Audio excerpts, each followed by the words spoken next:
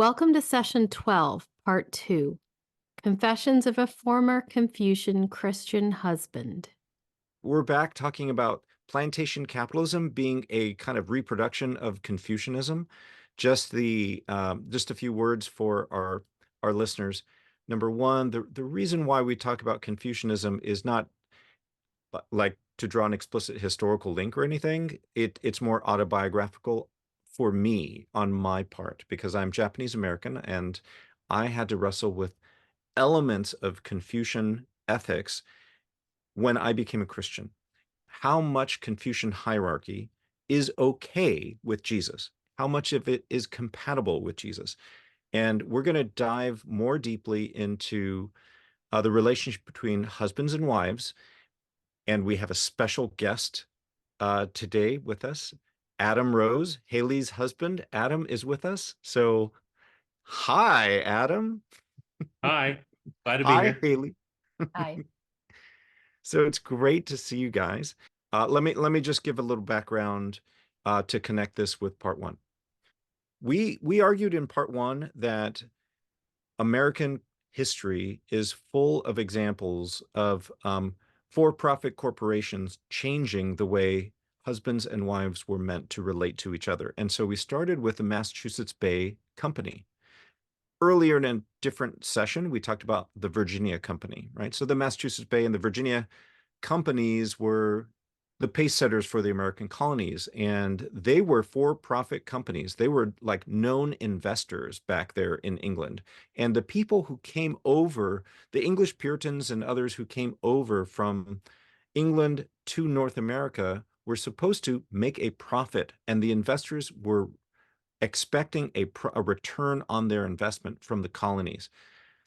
For that reason, they injected into the cultural, legal, and institutional history a version of Christianity that really controlled the household, where male labor and male power was like central, and nothing should distract from that.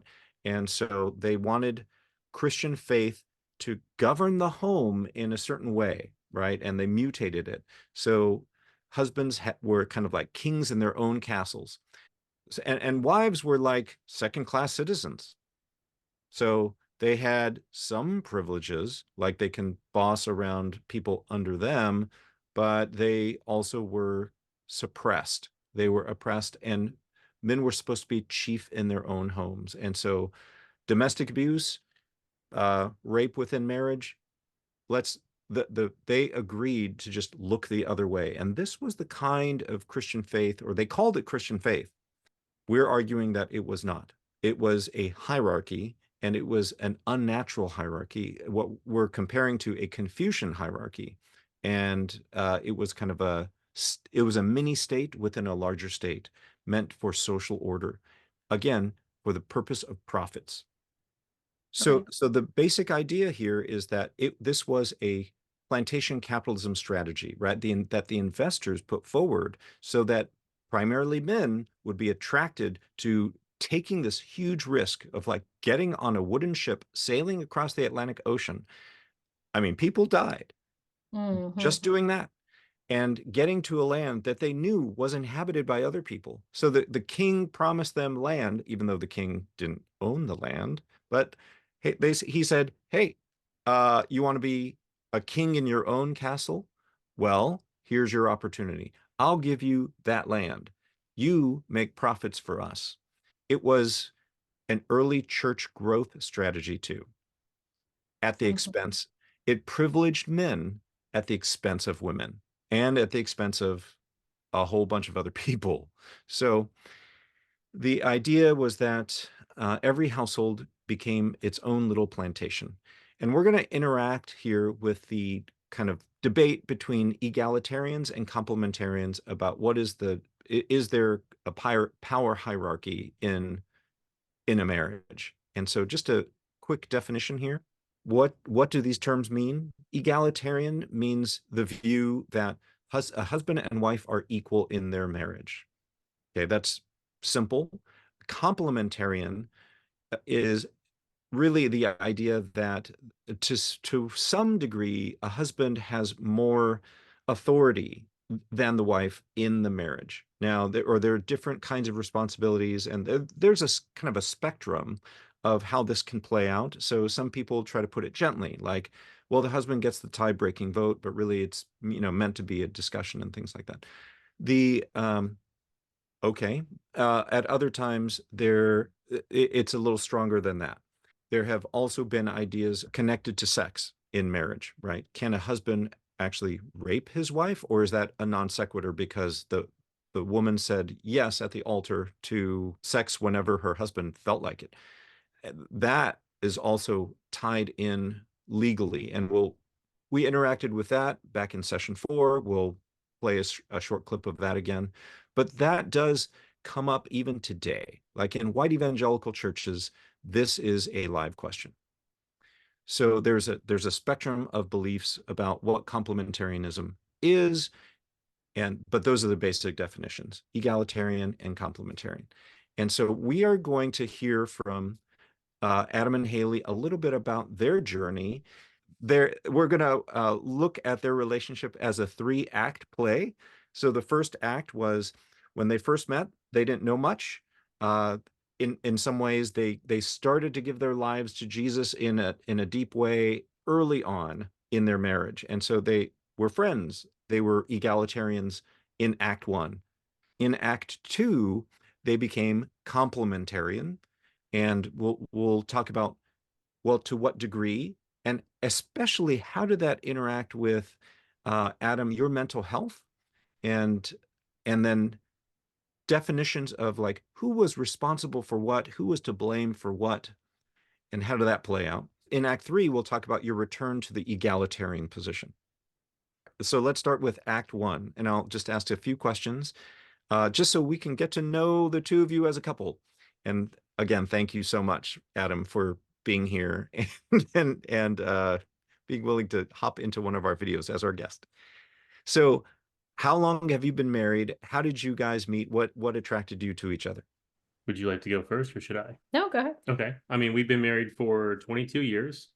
We both met in college. We were both doing our undergrads for music education in the Northern Virginia area. Hayley had lived there longer than I had. You basically have grown up in that area. And I had moved in the late 90s. And yeah, I think, we just really started being friends first. Like for me, I was like, wow, this woman is very pretty. I'm going to get to know her. And then we just kind of started being friends and wanted to keep being friends. Like there wasn't anything more complicated than that. It was just like we want to spend time with each other. How can we, figure out parts of our life to do that in?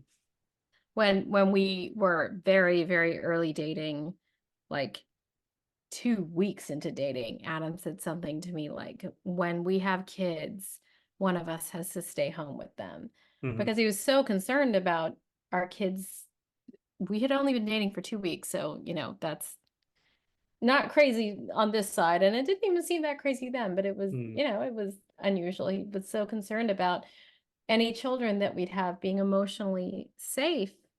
And so it's sort of like guided everything about us. We just wanted to have a life and have kids together and have a good life and have Yeah. our kids be great. That was Mhm. what we started talking about at the very, very beginning. And did you already decide that early who would stay home with the kids? No, he just No. said one of us should stay home. Yeah, it wasn't a me pointing at her being like, you're staying Mhm. home with the kids, or her pointing at me being like, you're staying home with the kids. I said it as like hey, this is an open thing. Um, I think it's important. Mhm. So for you, Adam, it was a statement of value. Yeah, that's a good Mhm. point. I think it was like I think I put a high value on making sure someone is present, emotionally, physically, psychologically, with our children. I think that's hugely important. Mhm. Well, I could see how that being an open-handed approach to that value, meaning like, hey, if you work and make more than I do, then it probably make more sense for me as the husband to stay home and be a stay-at-home dad, at least for some period of time. And sure. Yeah. Oh, definitely. Yeah. Yeah. At the time, I was intending to have a career as a music educator. And a part of why I wasn't pursuing performance is one, because I just knew I wouldn't make it. I just knew what the job market was like, because I had very, very good educators in my life who were clear about what the job market would be like for me and all of us in the future. And that is like 100% how the truth is. But also, I knew that a professional career as a gigging or even like symphonic musician was not terribly compatible with family life. Like, you are on tour, you're out of the house and weekends and evenings, and you Yeah. can't really It's true. you can't be present. That's not how it works. And so I knew that I didn't really want that, even if I would enjoy it. And so was glad that my desire to educate was pretty congruent with kids going to school and coming home from school. So I was really glad, summers off, all that kind of stuff. Educator as a job Yeah. works with Right. parenting. It doesn't work with performance because, like, No. performance wise, summer is. Well, you're off at festivals, and Yeah, you're off at it wouldn't have festivals and worked. tours. And Yeah. yeah. And so, don't- Hayley, was that an attractive thing? Did that make you more attracted to Adam? I mean, I think I realized that we had values that were aligned. Like it was just an indicator of what I just knew that we were going to have 2 kids and a good life. Yeah, and I think we've talked about this before, that we didn't disagree on the big things. Like there wasn't, or even many little things. That's true. We don't really disagree on that. Right. Like some person says a thing and then we talk about it, and then I think that's a pretty defining factor of us, of anybody who knows us and has known us for a long time. I mean, it's not like there's not been conflict. That's not the thing, but like, we don't disagree on very much. There's no like, should we do this or should we do that? I mean, we're very compatible. Yeah. Yeah. I think we're open to talking a lot of things through too. It's not like we don't have that ability. I think we've always had that capability. Yes. Yeah, I think that's been like a defining characteristic of our relationship, is that we've had open conversations. Shifting gears, how did conversations about birth control happen between the two of you? Yeah, I mean, we made the decision together after Olivia was born. Like, it was definitely like a conversation piece of you being, and the doctors too. Like, we had medical professionals like talking to us, being like, hey, this thing happened. This is very dangerous for her to continue having children. Like, there was a very good chance that you would have had a uterine rupture. You were very close to that. So the medical professionals around us were like, yeah, you guys should really not have any more kids. So at that point, that became a conversation of like, well, how do we do this if things like birth control historically have not been healthy for you? I also can't have another surgery to have my tubes tied, because I have a lot of scar tissue and I'm prone to it. And the more surgeries I have, the more scar tissue I get. So it's not really a great idea. But you offered to get a vasectomy before we had children. Yeah. Like, before we even tried to conceive a child. You're like, when we're done with this, I will do that. You just volunteered.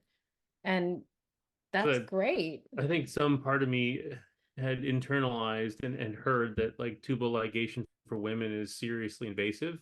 And it may have been something you had read actually too, because so it was like, okay, well, if it's not that invasive for men and it's still like technically reversible, or more reversible, it's just a no-brainer. Yeah, it was just a no-brainer of like, okay, I spend one weekend of discomfort versus potential medical side effects and excess scarring. Like, it kind of seems like a logical choice, and then we really don't have to worry about it and think about birth control. Like, the side effects from like the pill was not great. Like, thinking about like long-term and short-term.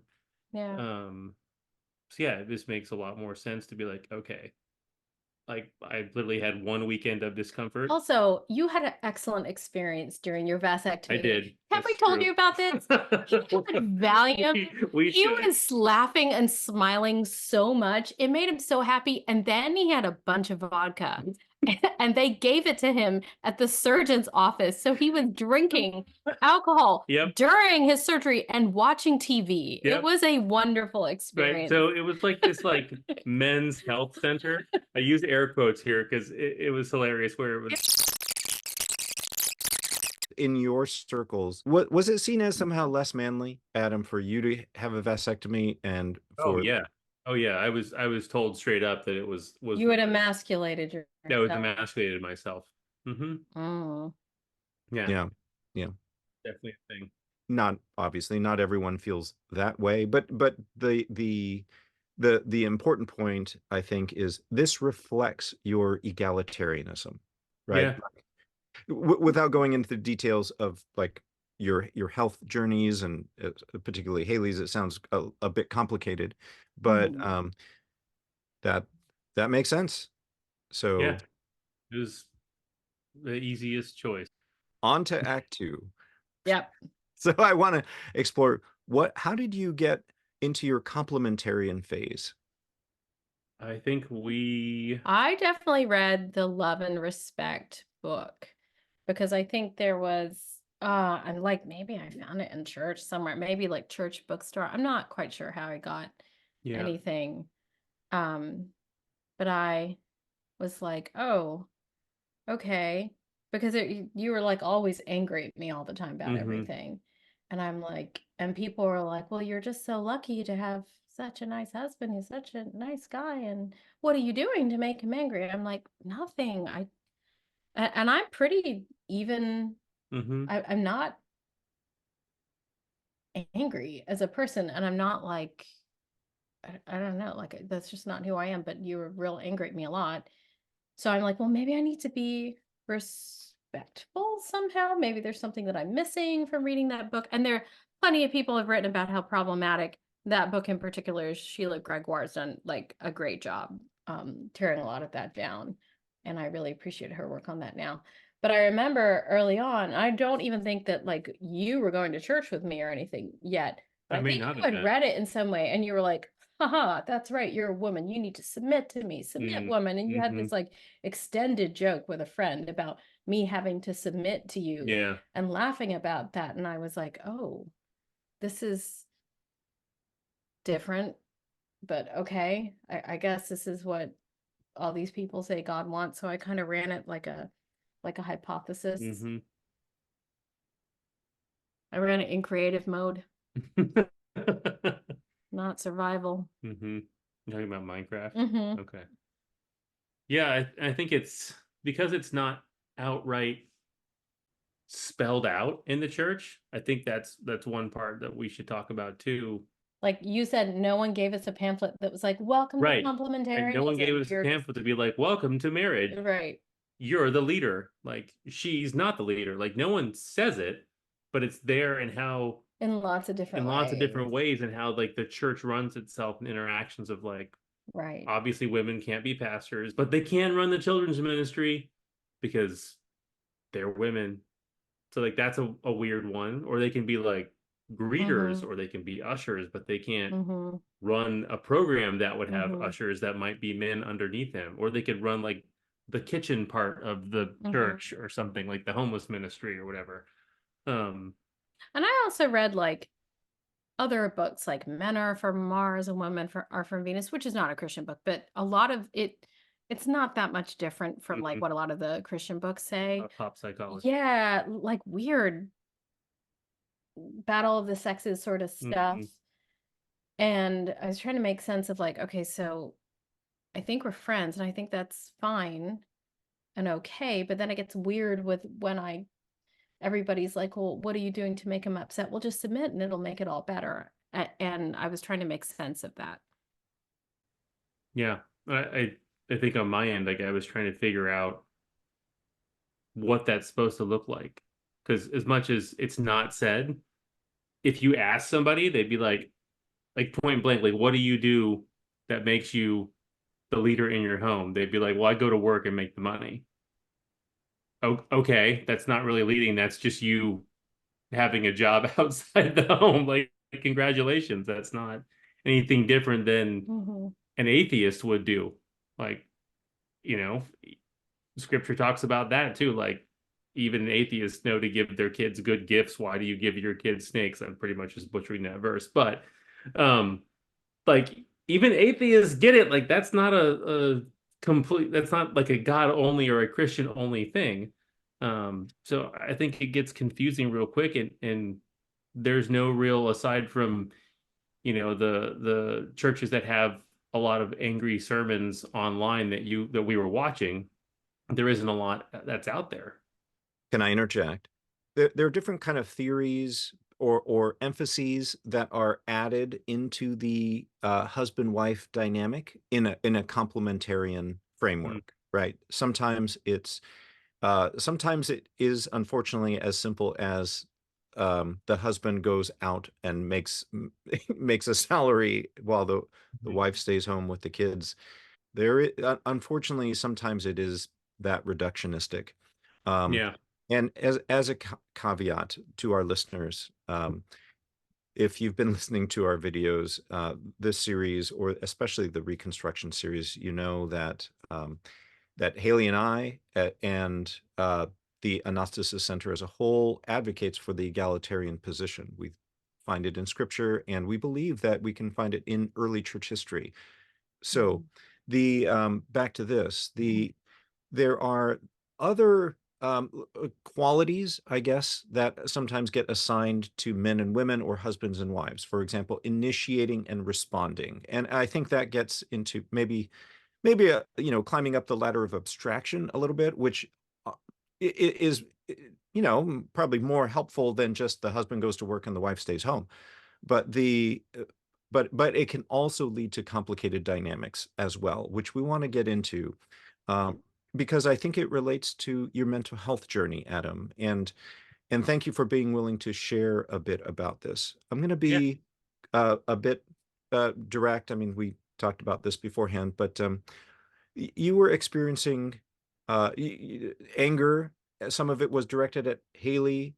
Mhm. Uh, Today, as you are studying to be a therapist now, and you've worked in human resources departments. I just want to underscore how much I appreciate that from a Christian ethics standpoint, and also just from the standpoint as being Adam's friend is awesome. Adam is just a gentle man. You. And so, you know, it's even a little hard for me to picture exactly what was happening for you guys like early on in this phase of your marriage.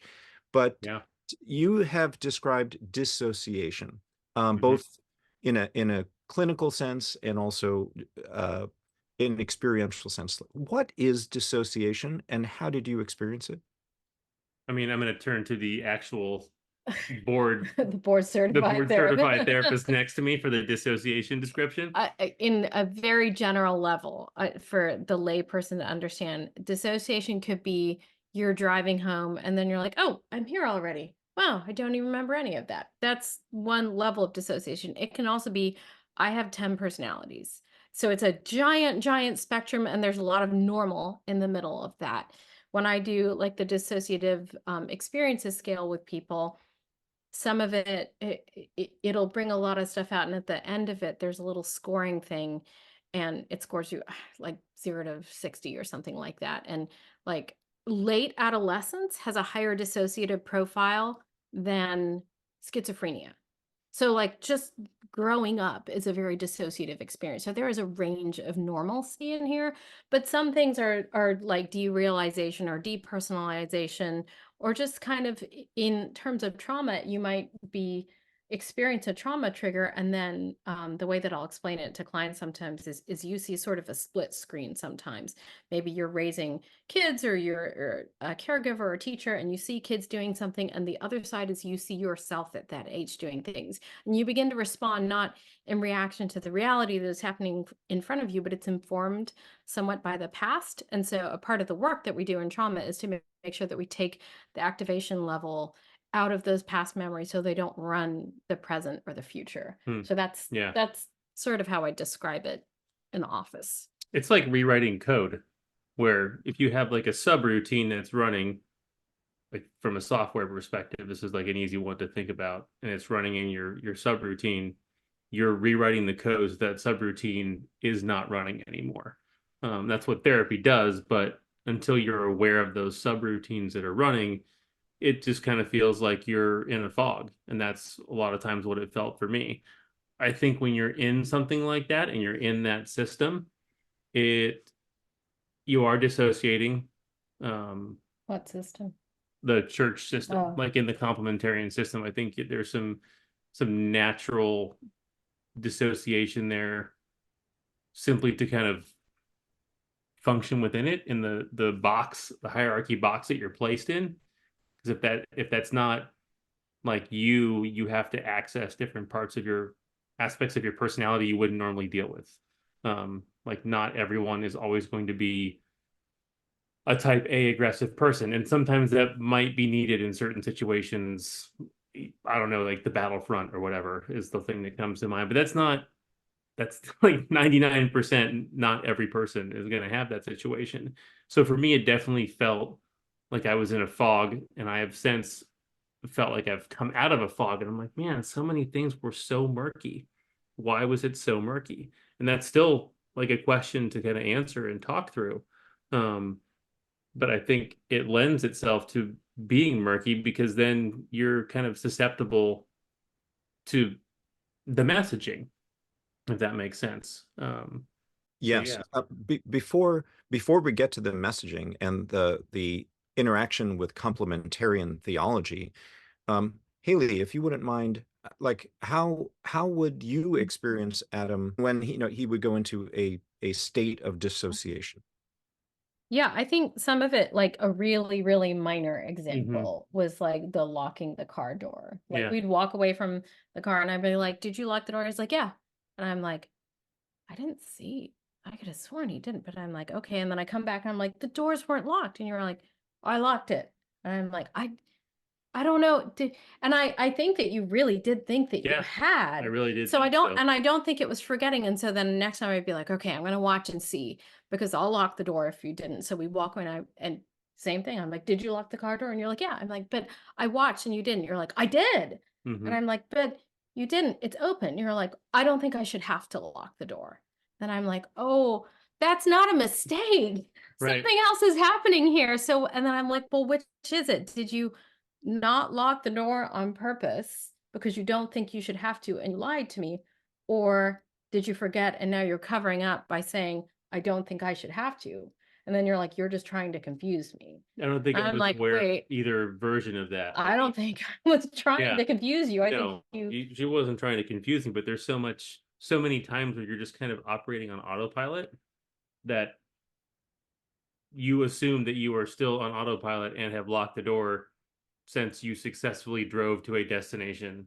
but you told me like you didn't like to lock the door Oh, and you didn't want to lock doors. oh, I don't know if you have any memory I of don't. it. Yeah. See, Yeah. that's part of it too. Like you just don't have memory of stuff with your when you're in that dissociative state. And then Right. sometimes emotions will come back where I'm like, ooh, I feel like an emotion from talking about this.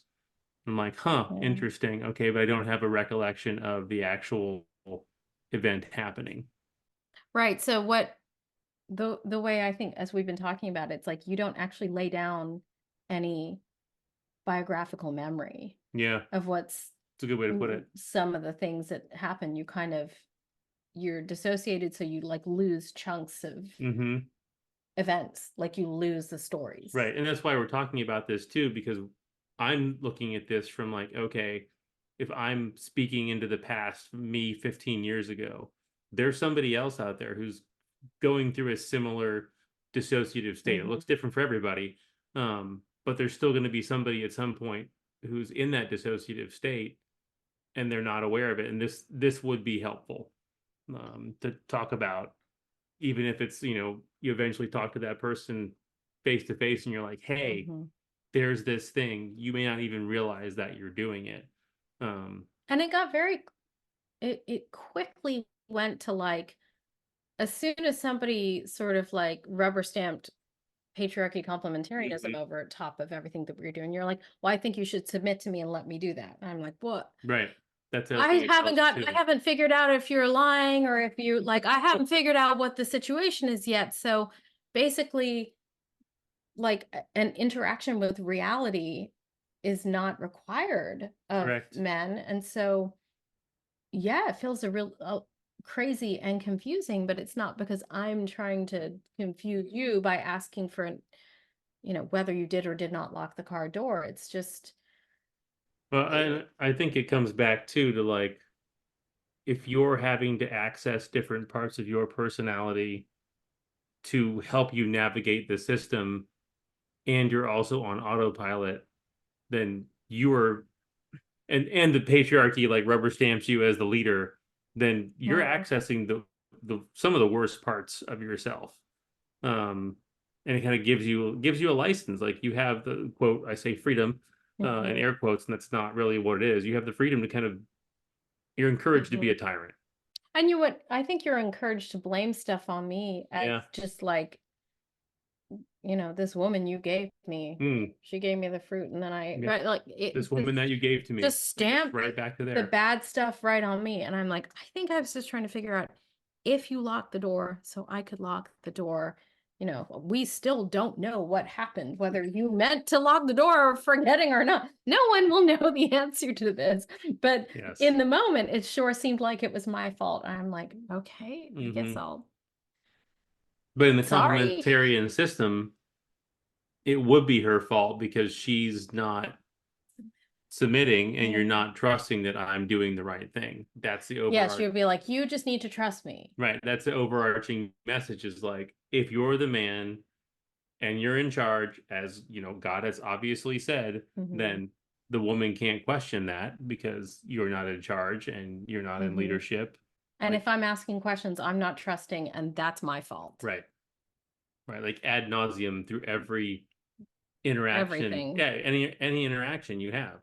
I mean, it's even possible in a complementarian system for you, Adam. I mean, depending on where the folks are on the spectrum, the complementarian spectrum, you could say, well, look, I recognize something is happening. I guess I'm forgetting, and so I'm just going to delegate to you, Hayley.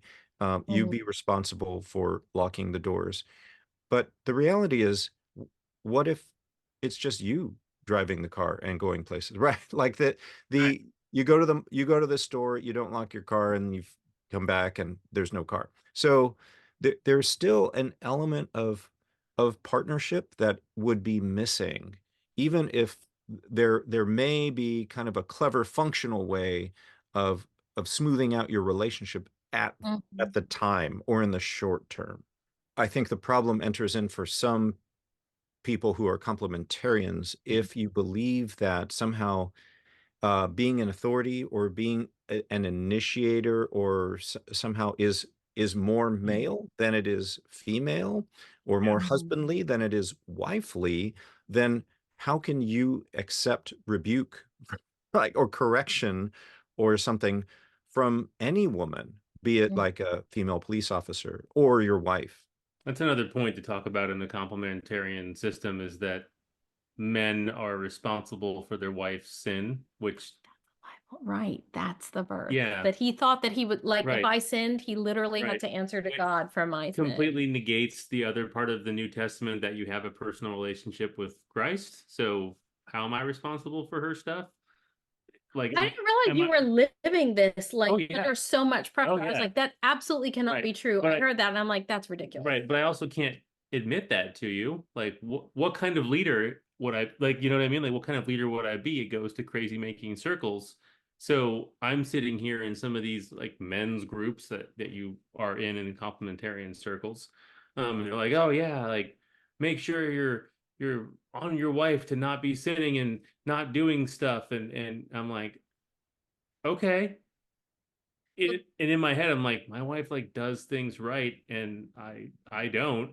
So cool story. I don't have to worry about her, but I can't say. So you kind of got a broken wife. Yeah, I got a broken wife because she's not sinning. Because I'm not perfect, but like, unless you have somebody who you're whipping into shape, then you're not really a leader. Yeah. in And these there's churches. no actual examples I had that these guys would give me of like my wife is sinning. So he'd be like, "Oh, just make sure your wife's like not sinning." I'm like, I don't even know what that looks like. Is she like not folding laundry correctly? Is she like not making you a good dinner? Like I don't have any. Like What, Doug what? Wilson said something like, if the woman's not doing the dishes, then all the elders of the church need to like come in and church discipline her.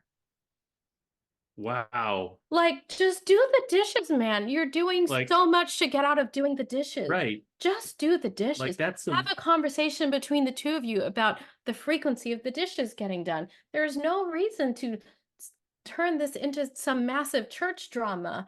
Well, 3 points. One is if we believe that Bill Gothard umbrella, right, and that the kids are completely subsumed under the wife's umbrella, and so the husband who completely subsumes the wife, right, then can say like, hey, if our kids are misbehaving, guess whose fault that is, right? Mhm. It's really yours. I mean, because maybe somehow I'm on the hook, but but I can hold my wife responsible. So Right. that could happen. And number two, like conceptually, and I'm sure it does in actuality. Number Mhm. two, it's really stretching the Christ and the church, the way the metaphor is used in Ephesians 5 to Mhm. mean as if like the husband is more perfect or righteous than the wife and must be at all times. And Right. that leads to a defensive husband, right? Oh yeah. yeah, that's a good point. Oh yeah. Yeah, Yeah. I feel like I felt very defensive and was very defensive during this time. Yeah. Because you're constantly like, well, I'm infallible and I'm the leader, so what kind of questions are you asking? Like, no, no, no, no. Right. And what that meant was like it imposed even more um restriction on me because it meant that I couldn't be good at anything because it was like de facto an attack on you. And I'm just good at stuff. I mean, I'm really bad at some things. And most people who know me know that like I'm very bad at left and right and counting, like simply 1, 2, 3, 4, 5. Like I'm Hmm. really, really bad at those things. And I have a learning disability and like it's fine. But also I can bake cakes as good as a professional. I can cook Yeah, amazingly. I am a violinist. I can play the viola. I can play the cello. I can do some piano. Like I can do lots you of can learn different things. languages really well too. I've learned languages very quickly and Like easily. not easy languages. I now have a master's degree in a completely different field. I'm very good at like household everything. Hmm. I've cooked everything from scratch from farmers markets. Like I've done anything that you could think to do that is not counting and left and right. I can do them pretty well. And also like high level academic writing. Yeah, Like I'm both parts. but what it meant was like I couldn't be good at things because it meant that I was somehow stealing You were stealing my competence from confidence you. from me. Right. Yeah. Hmm. Yeah. So it wasn't even like an issue of like, oh, don't flex on him or something, which I would never do. But if I'm like, oh, can you not put that there? I've this, so could you make sure that that would be like an attack Hmm. on you for to Yeah, like the yeah. coaster example. Yeah. That's a good one to use. So like next to her bed, we have a nightstand and I come and bring her coffee every morning. It's nice. Yeah. So you don't have to Mhm. get out of bed. You Uh-huh. get coffee in bed every Uh-huh. morning. But a couple times I've set it down, not realizing that there's coffee on the bottom, like of the cup or whatever. It's permanent. Yeah. Yeah, so there's a permanent stain. And like this morning, she was like, "Oh, can you make sure to put it on a coaster?" Or a Hmm. couple times you've asked me, and I'm like, "Yeah, yeah." So like slide a coaster over and stuff. But 10 years ago, 15 years That would have ago, wrecked the whole day. right, that would have like I would have been mad. I We guess wouldn't I have been can't able do to deal with anything stuff. right. Yeah. You're never happy with anything. And I couldn't ask for anything. Yeah. Right.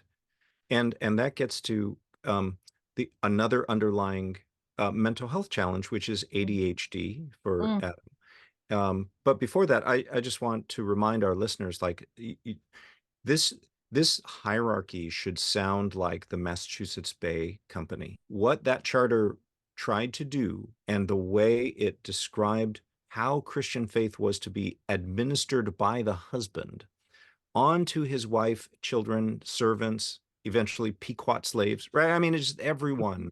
Yeah. It was up to the husband, and this is what we mean when we say plantation capitalism and colonialism deforms Christian faith so that a husband and wife can no longer journey together in joy and learn how to best partner with one another because there's some mold that they're trying to fit, and it really is costly to them. You said like you felt ashamed because you had a smart wife who Yep. you couldn't Yep. like whip into shape, and so you sort of just assumed uh, like that can't be true. I have to be dumb, so you have to try and help me, and like it doesn't work because I didn't need a ton of help. And that doesn't really work if the guy's supposed to be in charge because right? Like if I'm We've doing talked about I this. Yeah. I was like, well, you tried really hard. You married someone who's like an immigrant Mm-hmm. and she's brown, Mm-hmm. but she speaks English and she does things pretty well. And there's not a whole lot for you to like help me with. I mean, I need help Yeah. on stuff like physically Yeah. a lot of the time. But as the system broke like a terrible Rube Goldberg machine bit by bit over the years, I think one thing that you said to me was like, if you have something to say, then you need to tell some women of the church, and she'll tell her husband, and he'll tell me. And I'm like, Yeah. how would that ever work? Right. This is like a gossipy game of telephone. It's ridiculous to bring two people who don't even live in our home into this discussion when we're the only two people who really ever know what happens, because Mm-hmm. we can't immediately like bring mediators in every single second. There's something desperately wrong with this if we can't simply speak to each other Yeah. directly about what's going on. And I think you were like, "Oh, right." Like that breakthrough is sort of, That won't you're work. like, yeah, that's not going to work. That is sort of crazy, but it's crazy. Right. Like only men can give me direction. No women can give me Right. So direction. I have That's where it goes. so I have That's what I to do was trying to get gossip to. to some woman, tell her husband to be like, so your wife told my wife to tell you that you have to what? Yeah. In developmental psychology, there's something called theory of mind, and it's also called mentalization, roughly. And it's like a really advanced form of empathy where you have the ability to imagine that other people have their own separate, unique minds and emotions, and it's not you, and you don't know what that is, but you know that it's there, kind of. And I think that that's something that's missing out of a lot of church, out of complementarianism, especially like I'm a separate person with separate feelings, and you can't read my mind, but you would sort of like paste over what you thought that I was Mm-hmm. thinking, which is a failure of mentalization. Like you're just trying to hurt me, or you're just trying to confuse me. And that failure of like, no, I'm trying to figure out what's happening so this can be better. No, it's not. It's like always pasting your reality over top of me. It's a failure of discipleship in the church. It's a failure of emotional development in men that I see a lot. It's a failure of emotional development in a lot of women that I've seen. But that doesn't really work if the guy's supposed to be in charge. Adam, you'd shared before about ADHD and how that also affects you. How did it intersect with complementarian theology? Yeah, good point. So ADHD, attention deficit hyperactive disorder, and there's like various subcategories of that. And so that's definitely like a thing that you're easily distracted. You aren't able to do things like remember subtasks or subroutines. It's trouble to keep a schedule. It affects you in various ways like that. And I think it depends on a lot of factors in your life. I could talk about it from a career perspective first because I had a previous jobs that didn't lend itself to organization. The hours were all over the place. So if you're tired, if you're hungry, like it makes it worse. So that kind of lends itself to forgetting things and being distractible, and not being consistent in habits. Mm-hmm. And I think if you're the person who's the leader, you just automatically assume that you're organized and structured and consistent and have habits. And that was not me for a long time. I'm a lot better at a lot of those things, and we keep shared lists and we have shared schedules, and we have like a running rule that if you book a thing, it goes in the schedule immediately, and like we do that in a very like structured and organized and transparent way now. But that was not the case then. But what it ends up happening is that you, as somebody, or me as somebody who forgets things, then you tend to disassociate. It becomes a trigger, and then you can tend to ruminate on that, and you kind of spiral down and beat yourself up for not being this great Christian leader when it's like you just forgot to put a trash can liner in. Like one example was like when we had a trash can, as we always have, it would get full, and then instead of taking it out, you would put more bags out to have more trash until eventually the whole kitchen is filled with bags full of trash. And I'd be like, hey, can you just take the whole thing out when the first trash can's empty? Maybe it's reasonable if you can't make it out to have one, but the whole kitchen full of trash is not okay. And you would just open another bag and put it there and be like, I fix it. Just put your trash there. Right. And I'm like, no, that's not fixed. I would like no trash in the kitchen. Now, if we pause in that moment and be like, oh, you're right, I'm sorry, or like, could you help with this or something? But instead you're like, I think you should trust me. I think you should let me do this. Like, that's where it gets really backwards and weird, when it's like, I think you need to submit to me on this. I can do whatever I want. I'm like, oh, I guess I'm living with a house full of trash now. Because there's no checks and balances on me at that point as the leader. And I think that's a big part of the complementarian system that is a failure, because it gives you license to kind of do whatever you want, and it doesn't make you stop and think, is this helpful to her? Is this helpful to anybody else? Or is this just me making my life easier because I don't want to take the trash out, and now I'm enabled to not take the trash out? And my highest priority was always like, well, just preserve ego. Right. Don't ever let a man feel like he can't do something despite all evidence to the contrary. Which is an awful way to live. Yes, it is. We don't like that when it happens in the workplace. We're like, oh, don't tell the boss that he's bad at something because he's going to make your life hell. It's a bad place to work then. Right. Right. But Hayley, and I'm being sarcastic, you were created to be his helpmeet.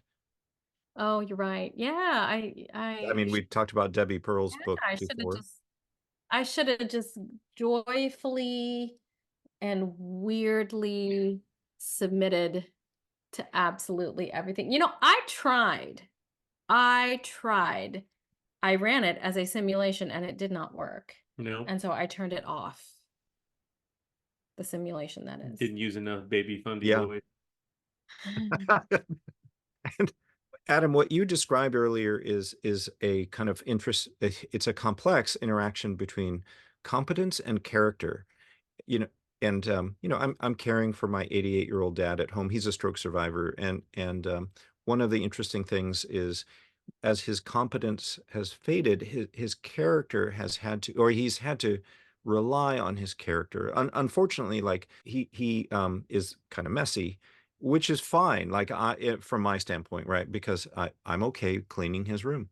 But he will blame someone mysterious in my family who has come in and dirtied up his room, right? Like and that's the weird thing.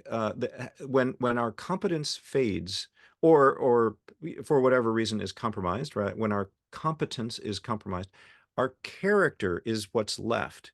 And he could have a sense of humor and say, oh yeah, I forgot, and thank you, right, for cleaning up after me. I mean, we could receive it that way. Or if there is something to do, that he could do, he could receive that also with a sense of partnership. It's like, hey, I'm living in your house now, and I want to partner with you better to take care of the space.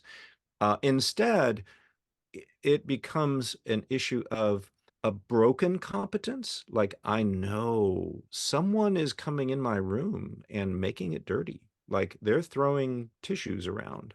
There's something about, I think, the complementarian system that lends itself to that. And your example of the trash bag example of like, well, I don't want to be challenged. Well, I'm not doing this. And then, so the competence question hits first. The character question is engaged, right? Like, and I don't like to be told that I'm doing it wrong. And so Mm, I'm going to make this an issue of Hayley's competence. Like, yeah. just trust me that this is the best thing. Forget about any mice, smells, whatever, right? Yeah. Like, this is the best thing. And so it's weird how quickly and I understand that many complementarians believe that they have checks and balances to the system. Um, I I I do question that Mhm. sincerely. Uh, and this is one of them. Like how does mental health properly get considered in the Mhm. theology? And the danger of what could happen is that the dynamic of this woman you gave me, the fall, right, and the blame shifting, the blame passing is perfectly reproduced by the complementarian system. Yeah, I would agree with that. One thing that was in my head as you're talking about competence is I think that the leader submission dynamic or the leader follower dynamic is misplaced competence. It's misawarded, assuming that the man is competent when in reality he might not be, and that's okay.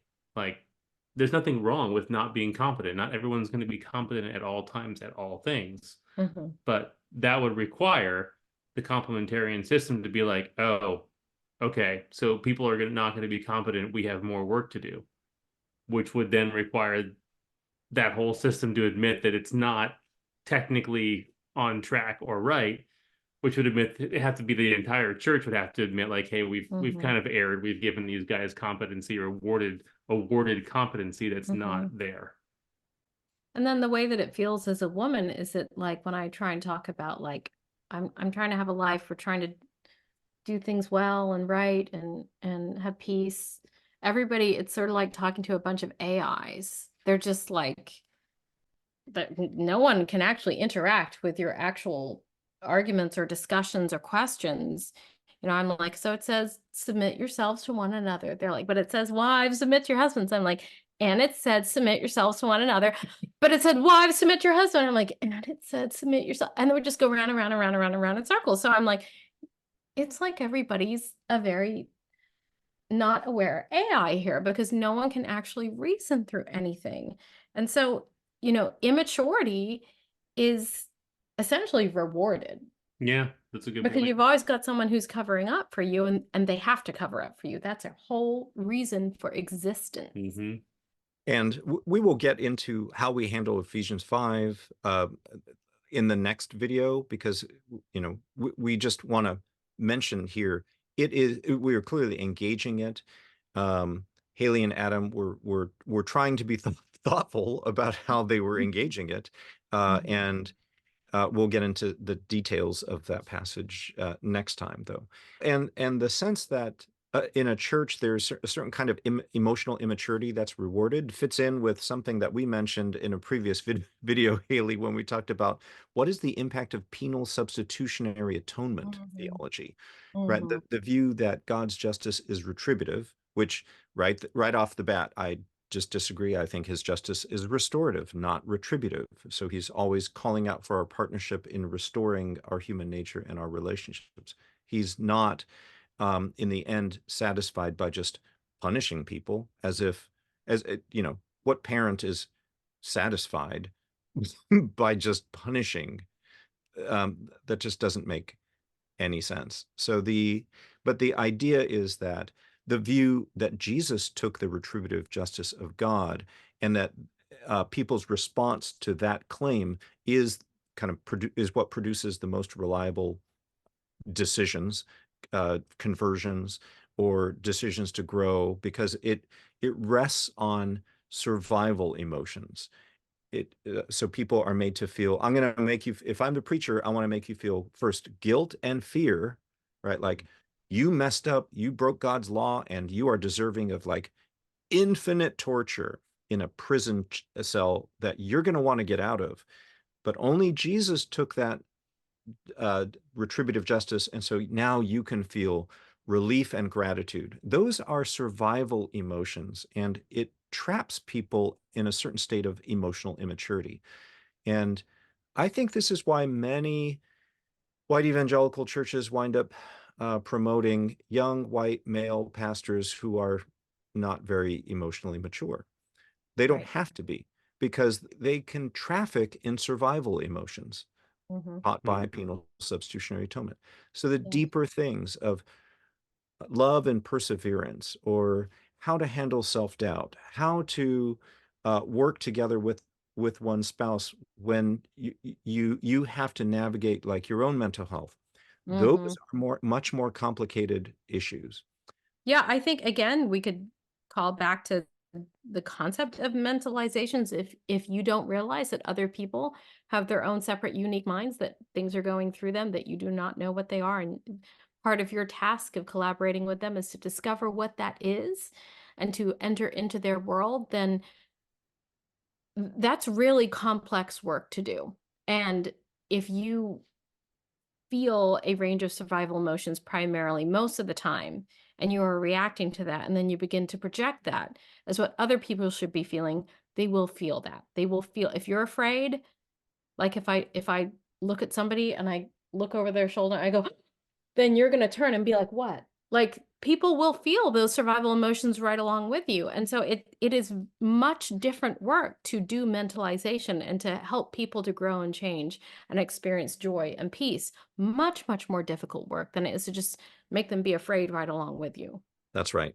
What comes to mind is how Mark Driscoll pastored Mars Hill Church and then got dismissed. Well, because at first he surrounded himself with a lot of yes men who just Right. kind of looked the other way when he was verbally abusive.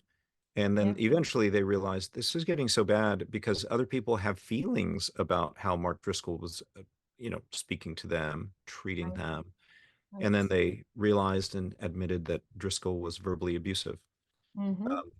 Meanwhile, he goes and starts another church or gets hired by, I don't know what he's really doing these days, but that's another example of a someone who sets a church culture when they're emotionally mature, and that had a lot of ramifications for husbands and wives, men and women. I guess it comes, if you're in a complementarian system, you kind of feel like you have to out, alpha male or whatever everybody else, like because you're on top. So yeah, I think that's a interesting point. I don't technically understand a lot of that, being somebody who's like not. You don't want to be a jerk. No, I don't want to be a jerk, and I think that's So there's no place for you there's if you no don't place want to for be a jerk. right. If you don't want to be a jerk and you don't want to compete to be the top jerk, then like there's no place for you. I mean, thankfully you kind of get ignored at that point, which is actually kind of like a relief, I guess. Um, but yeah, I mean, in listening to podcasts about this kind of stuff, there's definitely like the alpha and the beta and the sigma, which I don't entirely understand. And they had used like the history of wolf packs, which was actually disproven that wolves don't have that kind of hierarchy, but they used it. Like the sentence I used when In quotes, that's it's in not quotes, right? real. It's not real because I don't think that people are defined by alpha and beta and that We're kind of all just guys. yeah. All of us. I'm a guy. You're a Right. guy. Just guys trying to We're all just hang out and be guys. friends. I think you have to dissociate to survive to a certain extent. Um, because if you're checked out and you're kind of on autopilot and you're giving like the easy answers of like, oh yeah, yeah, yeah, you're not saying like, well, sorry guys, like my wife's super smart and she's smarter than me. And I don't have to worry about her sinning. Like everyone else in the room is really quiet and they would be super nervous at that point, being like, what happened? Right. How did we let this happen? Which is like not a them problem at all. but they would be very uncomfortable with that kind of stuff. So yeah, you kind of have to just dissociate. And like, I'm already extroverted anyway, so it's easy for me to just be super friendly and just be like, oh yeah, and like that's it. um so it's a weird place to be. So fascinating question for us and or our listeners. I would love to hear comments about if do we think that penal substitutionary atonement complementarian churches produce actually make our mental health challenges worse? Drop your comment down below. Well, and then and I think another part of that culture is that wives, women, and perhaps in general, wives in particular, aren't supposed to be all that successful outside the home. I mean, it's one thing if she's like a great mom, has 10 kids, and seems like she's got it all together related to Right. her husband and family. But Hayley, you've told me a few stories about how no one was really curious about your accomplishments as a musician or an educator. No. And there's not really any more story behind that. That's just how it was. I don't think I didn't even realize I was just, had a toddler and then I had a baby and I was just taking care of my kids. I didn't realize that nobody knew that I could do anything else. Because I hold my story all inside of me and I know what I'm capable of. And then I was like, wait, no one ever asked me anything about me. No one ever knows anything about me. And I think I said to you, Mako, recently, and I've said around Adam, I'm like, am I right about this? But like No, this time in my life is the first time that I've ever been treated with respect by people. I've never been treated with respect until recently. I mean, maybe like as I'm teaching kids, like kids respect me and like maybe their parents do because I taught something very niche and they didn't really know what they were talking about. But this experience of being treated with respect outside of the church is very new to me and refreshing, but no one had any true respect for me in these churches. What a total loss for them. Mm-hmm. So that connects to a question that I want to raise about 1 Corinthians 7. And, we highlighted Ephesians 5. Most people recognize, look, Ephesians 5 is kind of at the center of most of these discussions. 1 Corinthians 7 raises a different kind of question which would get at issues of individual giftedness, leadership potential, things like what Hayley, you're describing, your accomplishments as a musician, your influence in the community, your desire to serve your community as a music educator, and not just as like a mom of your own kids who wants to be friends with other parents, right? Like that, but there's a whole other realm. And I think also as someone with teaching gifts. So in a biblical sense, so or related to scripture, right? So 1 Corinthians 7 is not something that is typically brought up. I'm wondering if you guys can comment on whether you ever heard this preached or applied to married couples, yourself as a married couple or other people. And I'm just going to read verse 29 and 35. I think this will get the point across. Paul says here, in verse 29, I mean, brothers and sisters, the appointed time has grown short, or it's been compressed. And I think what he means there is like the things you do now have more meaning packed into it than you know, right? Like it's compressed. From now on, let even those who have wives be as though they had none, and vice versa, right? The wives who have husbands be as though they had none. ... And why is he saying this, right? Like he's not saying, look, I'm giving you a free pass to go have an affair. That's not what he's getting at. He's saying there is a kind of narcissism or self-enclosed experience that married couples could have that I don't want you to have. I don't want you to embody that. I want you to actually be a blessing to the wider family of God, and contribute to the mission of Jesus in the world. In verse 35, I say this for your own benefit, not to put any restraint upon you, but to promote good order and unhindered devotion to the Lord. There is such a thing as being a narcissistic married couple from Mm. Paul's perspective. Yeah. And Mhm. and I want to point out that this was during a time where Emperor Augustus Caesar had said, I need men for the army. And so if you have 3 kids in your family, you get some tax breaks. This is the context in which Paul wrote, right? And he does not say, well, good Christians make good citizens. Or here's what it means to focus on the family. Have kids. Mhm.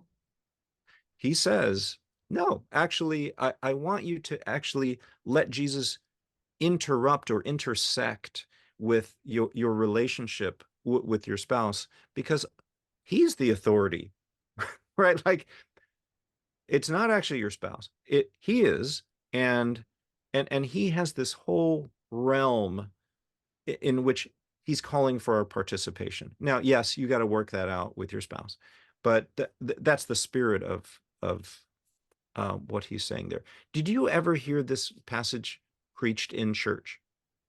No. How does it sound to you as I talk about it? It sounds bad for those dudes who came over here on the boat and were promised a little piece of it. You get to be a tiny king.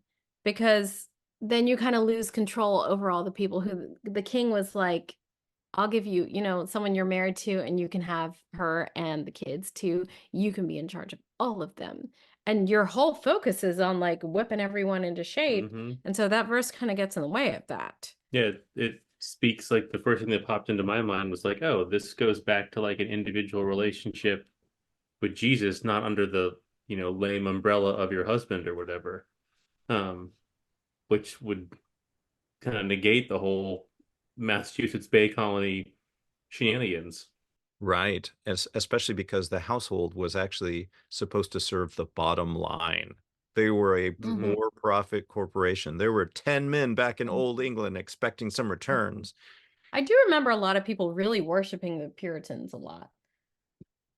They were like, I oh, didn't feel like we they did love about the it. Yeah. Puritans. The Puritans were so, pure. I didn't pay attention to a lot of this stuff, but I do remember that. Even in Virginia, you admired the Puritans. Yeah, people were really into the Puritans. Virginia and Massachusetts clearly are very close in spirit to each other. Yes, yes. They are. Yeah, we are. Mhm. Okay, so here's another Bible-related passage. This is Exodus 21, verse 10, and I'm just going to summarize it because it basically, this is how Jewish law understands that wives have a right to sexual fulfillment from their husbands, but Mhm. not the other way around. And we Mhm. discussed this in session 4, and I'm just going to Right. I'm going to play that clip in just a moment. But I think this is really important because a lot of evangelicals, like Josh Howerton, he's this Texas megachurch pastor who recently fumbled his way through a really bad statement. Like he was trying to give serious advice to younger wives and husbands. Let me play that clip here. This is a gold nugget of advice I was given by a mentor. Okay, so this is free. Can y'all handle it? Okay, this is free. This is free. Okay. Now first, let me do this. So let me talk to the guys first. Guys, when it comes to her wedding day, she has been planning this day her entire life. She got her first wedding magazine when she was 14. She draped the blanket around her like it was her wedding dress when she was a teenager. She did the towel over her head. It was a little veil, all the stuff. She's been planning this day her whole life. So here's what you need to do, man. When it comes to that day, just stand where she tells you to stand, wear what she tells you to wear, and do what she tells you to do. You'll make her the happiest woman in the world, okay? Now, I got an amen. Let's see if you amen this. Now, ladies, when it comes to his wedding night, he has been planning this day his whole life. So just stand where he tells you to stand, wear what he tells you to wear, and do what he tells you to do, and you're gonna make him the happiest man in the world. That's it, man. Okay, that was free. That was free. So that's awful, right? Because it makes the wedding ceremony itself sound like something the husband is just like tolerating. Like, Yeah. I thought you were equal partner in Yeah, this. I've seen the clip. He Yeah, it it's makes it really seem bad. like the wedding ceremony is just something he has to suffer through, So he can get what he so wants. then he can get what he really Ew. wants, which is like maybe don't get married. That's so gross. Yeah. Yeah. Yes, exactly. I think this is part of the danger of purity culture is for when you're single, but rape culture is for when you're married, right? And They are the this is, same thing. It's just the same thing. Yeah. yeah. And so here is our clip back from session 4 when we talked about men and women on the in plantation capitalism and how the Bible is actually just totally flips that around. When we look deeper into this whole dynamic, we see how many Christians have believed lies about what the Bible says about men and women with respect to sex and childbearing. So I want to illustrate that by actually comparing it to how Jewish tradition has thought of it. There was this Supreme Court case in the state of Israel called Cohen versus the state of Israel, where, and I think this was in 1981, where the basic situation, there was a husband and wife who were estranged from each other. They would eventually get a divorce. But before they did, the husband entered the house and raped his wife. After the fact, she took him to court. This went all the way up to the Supreme Court of the state of Israel. And the justice there said a number of really startling, amazing, and intriguing things. And he said, for instance, that he was relieved and gratified that he did not have to look at England or the United States as models for how to handle this, because marital rape did not even exist as a legal category. Like, it wasn't a thing in England or the United States at the time. And it took a few more years really for attitudes to change about this. But essentially, he said, Judge Belchior is his name. He said, I am glad that the tradition of the Jewish community from time immemorial has recognized that marital rape is a problem, and it is a legal category, and it's a sin. So that is huge. I did some more digging into that, and it really comes out of 3 places in Scripture: Genesis 1, Exodus 21, and Deuteronomy 24, where a woman is made in the image of God just as much as a man, number 1. In Exodus 21, a woman has conjugal rights, and a man doesn't, or the husband doesn't. And then in Deuteronomy 24, there's stuff about like a new husband needs to stay home and learn how to please his wife. So there's basically Jewish tradition has decided, like, look, it's pretty intuitive. Men do not need to be assigned conjugal rights, like the right to sexual pleasure, but a wife does, because especially in ancient times, all the way until now, probably the most vulnerable position that a woman could allow herself to be put into is to be married, right? It's to be married. So Jewish law aims at the protection of wives. I'll list some resources for this to see this, but it is incredible. In the Jewish tradition, according to Scripture, wives have conjugal rights, the right to sexual fulfillment from their husbands, but husbands do not have the reciprocal right from their wives. That is amazing. That is a mic drop moment. And I think it stands in such stark contrast to what we have coming out of evangelicalism, what has come out of evangelicalism. Yeah, that's great. It's challenging, right? And I think it's also very funny, because, but realistic, right? Because, for men, sex is simple. The sexual fulfillment part, number 1, it's probably going to happen anyway, and number 2, the danger is that he puts himself first, right? Yeah. Before a husband puts himself before his wife in terms of like, what do I need to prioritize here? And because it's way more complicated for wives. Yeah. That's God caring for. God cares about something even as mundane as female sexual pleasure. It's not like physical safety in the midst of a war. It's not like, will I live through childbirth? It's not anything that's life-threatening, but he really cares about that. God loves us.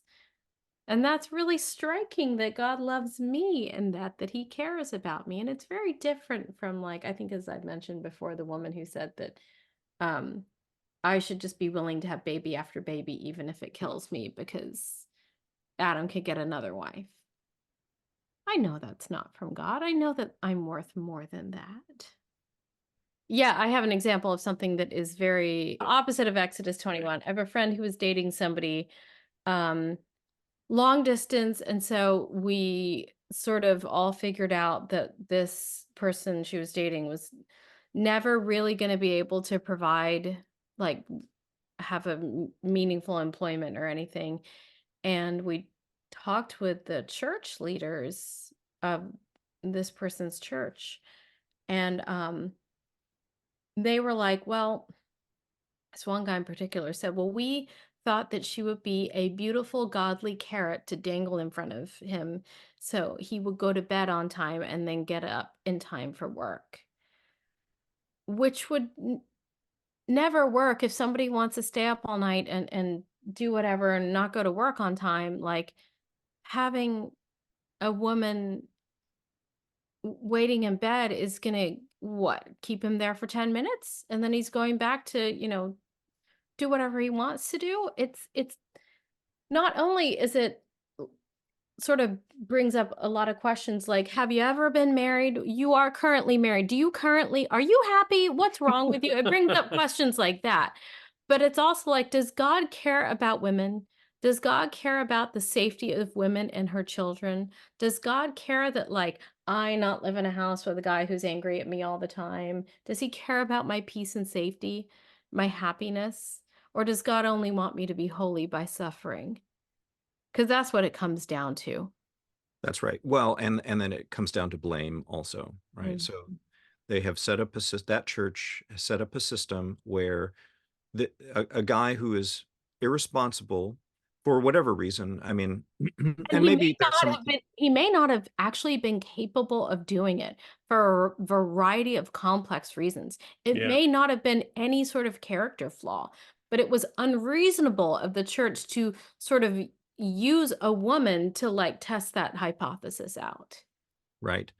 As if having sex with her is going to fix the problems, right? And she's going to fix his problems, which they are interpreting as character issues. Right. And we were not clear on if it was a character issue. We felt like it was just something that was a deal breaker for her safety. Yeah, we were safety minded about my friend. There was enough other stuff going on where we're like, we can't figure this out. This doesn't seem like a good call. Doesn't seem safe. Let's make this not keep going. But it was mind-blowing for them to sort of say the quiet part out loud. We thought we just dangle you like a carrot. Said it to her.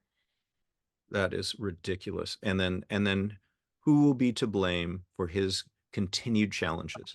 Oh, her. Right. She would have been to blame. And then if they had had children, the kids would have been to blame for, like, making dad mad because then he couldn't. It's just all sorts unbelievable. Unbelievable. I know, that is one extreme that a complementarian church could get to, but it is a possibility when they're not, when we have people like John MacArthur saying, I don't think ADHD is real. I don't think PTSD is real. Right. And so for them, everything is a character issue. Why do men repent? It's not actually because they love Jesus or need to love him more. It's because they are driven by their need for sex, and their wives have so much power that they can use that as a carrot, and which is mind-boggling. Like, that is not how any of this works. There's something really, really twisted about you if you don't. Yeah, like, what else have you done? Like, if you're willing What are you doing? If you're willing to dangle a woman out in front of someone as a motivator, like a carrot, like, that is a very steep and slippery slope. Right. and it's not even theoretical because you obviously are okay doing it. You're willing to Like, play with somebody's real life. you got there really quickly. Turning sex into like a power struggle. Right. Everything. It's like it's a transaction, it's a power play. It negates your worth as a creation of God and God's image. It's a hierarchy. Right. It twists everything into this gross competition. Yeah. Yeah. So I want to get to Act 3 of your relationship, right? You came out of the complementarian posture or experiment, and then moved back into just an egalitarian framework. I want to underscore a few things. Number one, in eternity, if we were to attempt and to draw an org chart, right, in eternity, is there going to be any hierarchy? I don't think so. There's not even marriage in eternity, right? Jesus says, no, it's done. Everyone is kind of on this flat level. Parents and their children, flat level, right? We understand that special accommodations need to be made in this life, in this season, right, prior to eternity. But in 1 Corinthians 13, we are angling for that. This life is practice for the next, right? Like, that's why love reigns supreme out of the Christian virtues, faith, hope, and love, because love continues into eternity in a way that faith and hope don't, or that they change in some qualitative way. Love continues. So we're practicing now for eternity later. How did you come back into an egalitarian posture? I would be happy to tell you the exact moment, the exact event. Do you know what I'm going to say? No, that's why. You don't know what No, but I think it's great that she's just like has it all like queued up. This is what I love about her. She's like, let me explain you, and you're like, great, cool. We left a church, and we heard through the grapevine that they were telling people that we believe that women can be pastors and that we are egalitarian. And I was like, okay, they don't even know that I have bigger fish to fry than whether I'm complementarian or egalitarian. That is a white person's game that is being played. Like, that is not even, but I was like, but because that is something that is being talked about us, now I need to look into it. So that was a moment for me. Yeah, I think it eventually was like, yeah, I guess you guys are right. We're okay with that stuff. And then I was like, I realized like people are not going to be happy. I mean, I don't know this. Like, people are going to be like pissed at me for being me if I am me and I don't just keep my mouth shut. So that is just such freedom. Yeah. I am free. I think a lot of that too was us being in therapy. Like, I can talk about this stuff in front of other people. Like, I can talk about it now, obviously, but like I can talk about it with somebody who's not in the church, and like they can reflect back to me that some of this stuff is kind of crazy. And then you're like, huh, okay, a completely normal human being reflects back to me that some of this stuff is a little weird, and they're asking questions about this and my thought process, and like you get to see that reflected back at you, and you're like, oh yeah, some of this is strange. I think a lot of that contributed to my own emotional maturation, which then led to greater like mentalization, where I'm now seeing how her journey was and how hard it was for her. So I'm like, oh man, that's bad. I don't want her to have any more of that experience. What do I need to not do anymore? Or what do I need to do? Yeah. In that way. Yeah. And so that's really like, then it does become a partnership of like her seeing where I'm at, I'm seeing where she's at, we're both seeing where the kid's at, like all that kind of stuff. Right. And that is the equal partnership right there. Right. Adam, you have mentioned to me how it's actually been freeing to not fear failure or just making mistakes. Yeah, I would agree with that. I think some of that is, again, the emotional maturity, being aware of the ADHD and how that kind of interacts, having more, a more structure in our life, more schedule stuff, You know, like the last, gosh, 3 weeks probably, I've been like calling up dentists to get appointments. This is a great example where before I'd be like, ah, that person didn't work out. And like that would be it for me. Like I would turn it off and wouldn't try and get that stuff scheduled. But now I'm like, fine, I've got 3 more to call like this next week coming up, to try and figure out dentist appointments because we're due for a cleaning. I wouldn't have even involved myself in scheduling an appointment previously because one, I didn't think I could do it. Two, I didn't think it was my job because I would be like, hey, you deal with it, which is like horrible. And now things are different where like I'm making sure things around the house get done. Like I'm very like hyper aware of the fact when the kitchen's dirty because it actually kind of like drives me nuts in the way it drives her nuts. So I'm like, you know what? Guys, you're standing around, you're cleaning the stove, you're loading the dishes, et cetera, et cetera. Stuff that I wouldn't have done before because I was checked out. I think that's a big part of it is me picking up some of that. Well, and some of that was me saying, as I retrained in midlife to have like a separate, a different job, related but different job than what I'd had when I was younger. I was like, I mean, I'm really good at doing the house stuff. I'm really good at parenting, and I'm really good at homemaking, and it's fun, and I like it. And I was, you know, financially, it's like, okay, our kids are getting older. I'm going to work. Yeah. We need me to work. And part of our discussion was like, I need you to be as good of a parent as I am. I need you to be equal to me. And you were like, I can't do that. I'm like, well, figure it out. It's currently you cannot, but that's what I need. Yeah. And that conversation happened over the course of years where I was like, I need you to have the organizational, intellectual, and emotional capacity to do what I do, because I am not parenting 3 children. Right.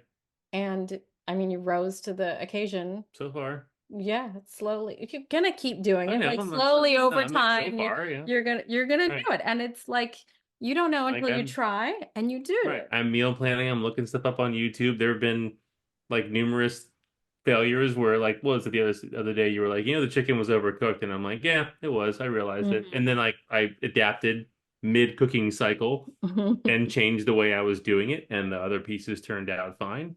And like the kids are there to help me. Charlotte won't touch raw meat, but that's different conversation. I get it. So yeah, I think that has been very restorative to our relationship. Yeah. In that regard of me willing, like, and able to do some of these things and not being afraid of like, okay, Trying. right, is there a chance I'm going to mess up dinner? Yeah, there might be, and we might be eating McDonald's, but you know what? I think you grew up emotionally. It was a big part of it. That's what I needed. Yeah. I want to contrast that with an article that I read recently by Julie Plagans at Mom Remade, and she writes an article called How to Change Your Husband Without Saying a Word. She basically says, pray, pray, pray, pray, pray for your husband, right? And certainly praying for your spouse is important, but like the whole indirect, like having expectations that you don't communicate can backfire for, and does backfire for most people, because the kind of the passive aggressiveness winds up coming out sideways and then biting you and the other person in the back. And so, you know, she says later on, she says, your marriage will improve much faster if you will replace the nagging, berating, or manipulating with encouragement. Continue to pray and add encouragement. So that's the verbal kind of interactions that she envisions. For 30 days, say only positive and encouraging things about him publicly and privately. Nothing negative, nada. This may be a struggle, but close your mouth and breathe. Overlook the dirty socks he leaves on the floor, the dirty dishes in the sink, and anything else, right? So, Hayley, all those trash bags, never mind.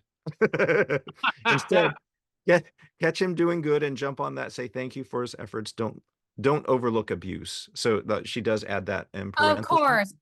Of course. And you know what, girl? I tried that for a long time. It doesn't work. How do you think I went through all of the churches, read all of the things, did all of that?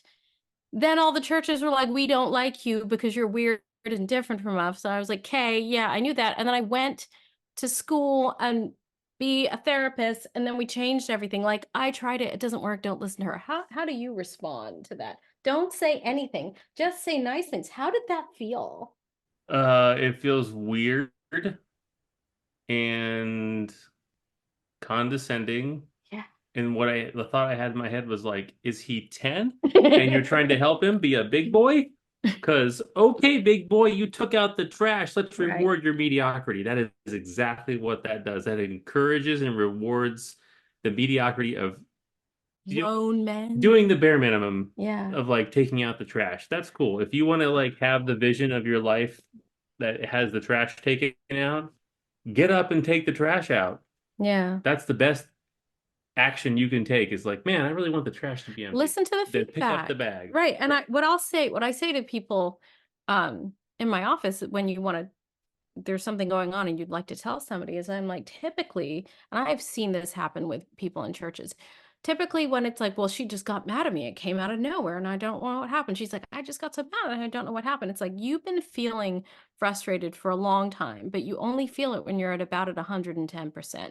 You have to feel it at 2% and 5% and 20% and 21% and 30% and 40%. And then you have to communicate in proportion to that level of what's going on constantly.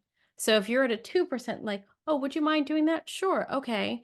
You have to be able to communicate at different levels more frequently so that people know what you want. But passive aggressive, I just won't say anything ever. And I only say nice things. And I hope that I'll pray and like magical thinking God will do like magical thinking something on his brain. And then I'll not be frustrated anymore. Doesn't work. Right. It is an assumption that there are no mental health things going on, that feedback is dangerous and maybe like not something that a wife should give a husband, right? Yeah. So there's all kinds of weird assumptions, like, or that we are never called upon to become more mature in how we handle feedback. Right. I've So heard it said in church before. Some woman was like, you just need to give him a love sandwich. Say, I love you and you're great. Can you do this? By the way, I love you and you're great. I'm like, who doesn't see through that? So manipulative and nasty to do that. Just say what you need in a grown-up way directly when the thing happens. And then don't try and control other people's reactions. Let them feel what they're going to feel. If they have an issue, let them take care of that. Yeah, it seems really difficult on It's her so end manipulative. like, and he's going to be like, what is happening? What has been going on the last month? Feels weird. You've been so happy, and all You've of been my so happy for the last 30 days. Literally, all my socks are on the floor, and you're happy. What's the problem? Why you are all of a sudden so upset on day 31? Yeah. When I bought additional socks and scattered them all over the whole So like floor. the entire month of May, you've been so happy. It's June 1st. What's going on? You're like pissed at me. I've been doing a challenge where I only say nice things to you for 30 days, and now I've got 30 days of rage. And now he's like, was I just gaslighted for 30 days that I was good at something? Just say Nope. what you're gonna say. What you're gonna say. Right. Just say what you need to say, girl. It's okay. So again, for our listeners, we will tackle next time some of the major scriptures, Ephesians 5 and 1 Corinthians 7, primarily on marriage. And because I know you're listening to this and you've got lots of questions, hold on, we'll get there. I do want to remake the point, though, that this is plantation capitalism. It sets up hierarchies everywhere because there's some other bottom line that human beings are supposed to serve, that husbands and wives are supposed to serve, as opposed to there is something for them, like for them and their relationship that is primary. And that's why we tie it to Confucianism, because there's a hierarchy there. Like every household is a mini state that rolls up into the bigger state. And we have titled, this Confessions of a Confucian Christian Husband, which is funny again on many levels, not least of which is that Adam is white and not Chinese, right? But I think that is part of our point, that there is incredible incongruity both with scripture and with our other challenges as people, that complementarian or patriarchal theology does not prepare you for. I want us to keep in mind, we think that this is, from the colonial period, that there was a twisted version of Christian faith that was made to attract men at the expense of women, to make this journey to settle land that wasn't theirs, that they knew they were going to have to fight for. So it's like, what's in it for me then? Like, what can compensate men for this challenge, for this journey? Well, you get to be king of your own castle. You get to, hopefully you're attracted to your wife, because we won't ask questions about how you have sex with her, or what the quality, what the texture of your relationship is. We're just going to look the other way when issues like that come up, because we think it's her responsibility to satisfy you. And so this is not loving Jesus. This is not Jesus's Jubilee life, his economy, his vision for what it means to be human beings, longing for the garden and trying to establish, even in a microcosm, or manifest a garden-like life where God is in the midst of us. Join us next time for the one where we smash the Confucian hierarchy in marriage.